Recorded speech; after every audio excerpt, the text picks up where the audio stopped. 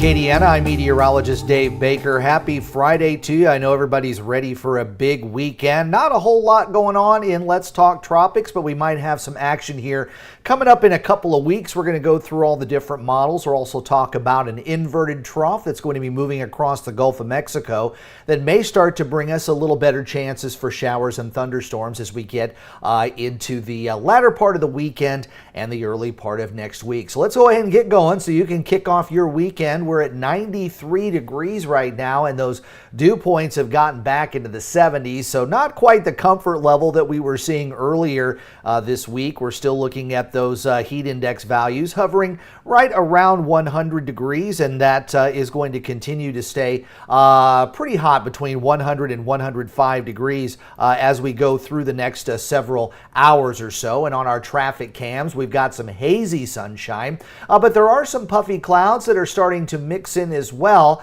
Can't rule out an isolated shower, but I think if we're going to see any of the action on land, it's probably going to be affecting areas along the coast. And that's what we've seen so far today. Most of the action is out here in the offshore waters. A couple of showers, looks like they're east of Morgan City.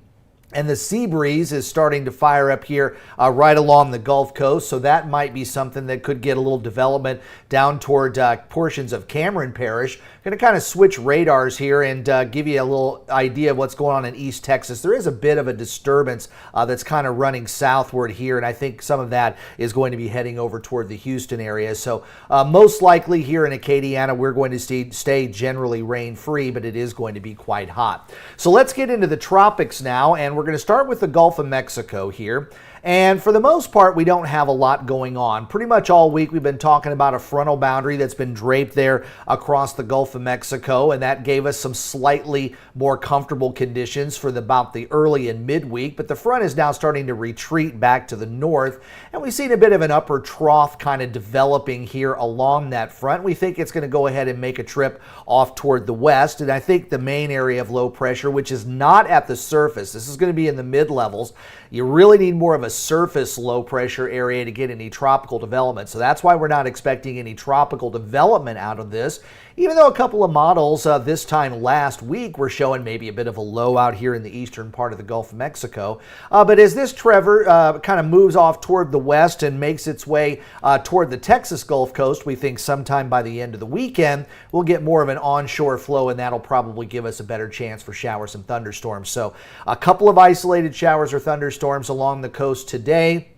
And then tomorrow, southeastern sections might have a little better chance for a shower, 20 to 30% at best, maybe 40% by the time we get into Sunday. And then on Monday and Tuesday, we might have a better chance for showers and storms as that onshore flow will start to kick back in and all levels of the atmosphere will begin to moisten up. Where we've got that little bit of action, though, we are seeing some slightly higher winds and seas there, but locally we're talking about winds probably about 5 to 10 knots out of the southeast, and our seas will be running about 1 to 2 feet. So if you're working out on the rigs, you've got a pretty decent day out there, and if you're doing some boating or fishing, not so bad out there either. We'll see a light chop in the protected waters. Well, let's go ahead and check out some of the other parts of the Atlantic basin. First of all, kind of a tropical wave that's already made its way westward out of Central America, but there are some leftover scattered showers and thunderstorms there off the coast of Guatemala and El Salvador. Over in the Caribbean right now, things are generally quiet, although we've got a bit of a tropical wave right here.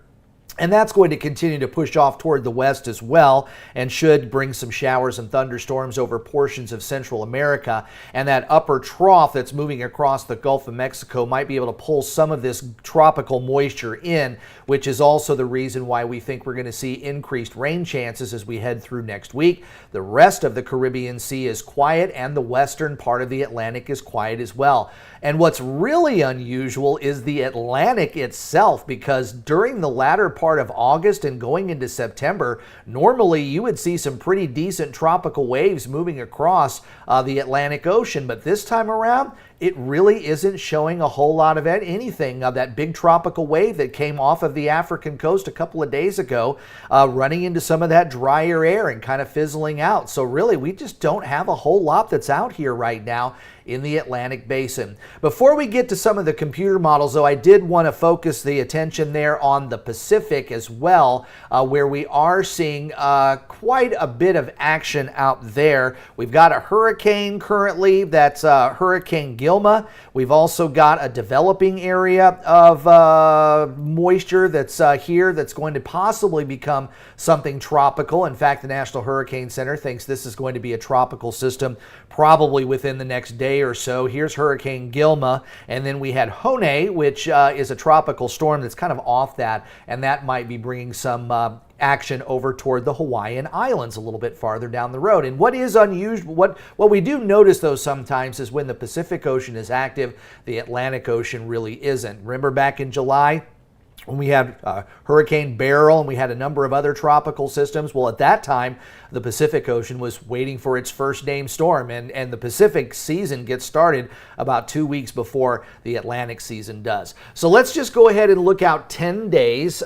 This is kind of a good measure with the GFS. The GFS does go out 16 days, and I am going to show you some extended versions of the GFS model going into the first week of September, so just on the opposite side of Labor Day. And as we just kind of run this, we can see that there are a few tropical waves that are trying to come across the African coast, and we've also got a decent amount of moisture that's out here in the middle part of the Gulf of Mexico, which is what we were talking about earlier, maybe starting to tap into some tropical moisture to give us a better chance for showers and thunderstorms.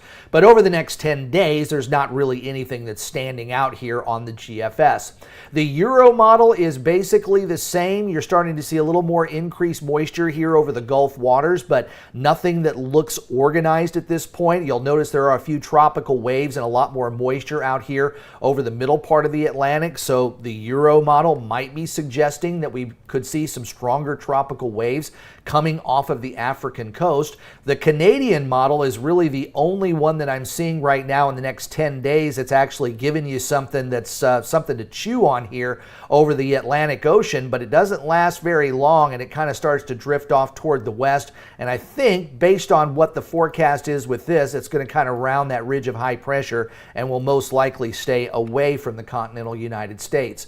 The Icon, meanwhile, doesn't go out quite as far as the other models. It only goes out 7 days, but the consistency between the four models all suggesting a little extra moisture out here in the Gulf of Mexico here coming up next week. But as I've said, there really doesn't seem to be a whole lot of organization or anything tropical in nature, and there's some pretty good troughs that are moving across the middle part of the country as well, which would keep anything in the Atlantic and turn it more toward the north, and anything in the Gulf of Mexico hopefully would not start to fire up and move a little bit closer to home. With the Icon model showing some extra moisture in the Gulf, but not anything really exciting, and that's why the National Hurricane Center doesn't think we're going to see any tropical cyclone activity develop here over the next 7 days. But let's go out another week. And I know when we're talking about more than 7 days, the forecasts just really are off the charts, and it really doesn't know how to grasp anything beyond 7 days. But we have seen a few of these models, especially with Hurricane Beryl early in the season. These 10-day out models were predicting some pretty close scenarios to what actually happened. So let's just look at the GFS. And I showed you this yesterday, and this was the model run that we had from early yesterday morning, and it was showing two potential tropical systems, one in the Gulf of Mexico and one in the Caribbean Sea. But as I said yesterday, what I try to look for is consistency from model run to model run. And yesterday we had these two blips on there, and the previous model runs really didn't have anything. There was an occasional low that would kind of fire up here and there, but model run to model run to model run, I wasn't really seeing the consistency. So this is 24 hours ago, and this was one yesterday morning, early afternoon, and you can see between the two, there's a low in the Gulf, There's a low in the Bay of Campeche. So maybe a little bit of consistency there. You'll notice that the early one has two fairly strong systems. And then even with this next model run, there's a bit of a low pressure area in the southern part of the Caribbean Sea. So still, it is showing a couple of different ones out there. So let's move forward one more model. So this is from yesterday afternoon. And again, you can see there's two low pressure areas, one near Haiti and the Dominican Republic, and another one near the Yucatan. So there's your first one, there's your second one, and there's your third one. Is there a lot of consistency? Not really, but all three of these model runs in a row are showing two areas of low pressure. So let's move it a little bit forward. And again, all of these maps are for 2 weeks from today. So that would be September the 6th.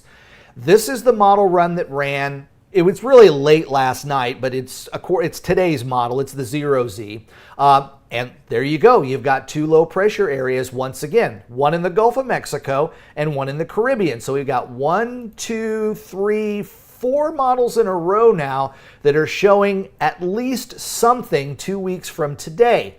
Let's move it even forward. This is this morning's run. Well, there you go. And again, where I'm looking at the consistency, two low pressure areas, two low pressure areas, two low pressure areas, two low pressure areas, and then nothing. So that's where you start to lose the consistency. And this is the one that just ran just a little while ago. It's a little bit early on here. This is a day before because the model run wasn't quite finished. But you can see on this particular model, it has a low pressure area out here in the Atlantic. So that is quite different. But there's also a bit of a low pressure area here over the southern part of the Caribbean Sea. So if I were to say something that's 14 days from today, I would say there's a little bit of consistency here. At the same time, we're talking about the first going into the second week of September, which is the busiest part of the hurricane season. So almost every single year, you're going to have some kind of a tropical system in the Atlantic Ocean during that particular period of time. But it is suggesting that things will be getting a little bit more busy, we think, going into the first and second week in October. So that's one thing I want you to keep in mind. Even though things have been relatively quiet over these last several weeks, things can really pick up quickly. And back in 2020, we had 10 named storms form just in the month of September. So with those busy hurricane forecasts that we had early in the season, there is still time, even though we're not into September yet, there is still time to reach those numbers that were predicted, getting up in the upper teens and lower 20s when it comes to named storms. And again, that would exhaust most of the hurricane name list. By the way, the next one on the list is Francine. So we might be seeing a Francine here in about 10, maybe to 14 days, and we might be adding to that list going into September because I do believe we'll have numerous systems that will develop. So right now, wind shear is not really conducive for any development, especially here over the Gulf of Mexico. And that's part of the reason why we think this inverted trough here is not going to be developing as it moves off toward the west, because there's just way too much wind shear in that area. And tropical waves that are working their way off the Atlantic or African coast also probably won't have much of a chance for development because of the wind shear moving there and also a considerable amount of dry air. There is quite a bit of Saharan dust that's still out there, but the Saharan dust is slowly but surely being chopped away, eaten away, as more moisture and more tropical waves move off of the African coast.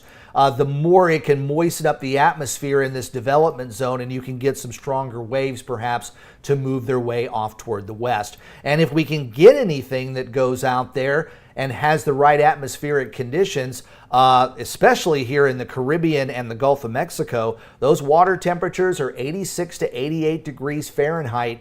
And when you have temperatures like that and you have water temperatures that are very warm going deep below the surface like we have in the Gulf of Mexico and the Caribbean, if you get just the right atmospheric conditions, it's not out of the question that you could see some rapid development. You could have a tropical wave go into a major hurricane, lickety split, and then you're starting to look at the problems, and then you're starting to look at the folks eventually starting to get prepared for hurricane season and doing a little bit of panic buying as you get to that point. So I always do it on Monday, and I try to do this on Friday, kind of give you that list of things that you can do right now. We're going into a weekend.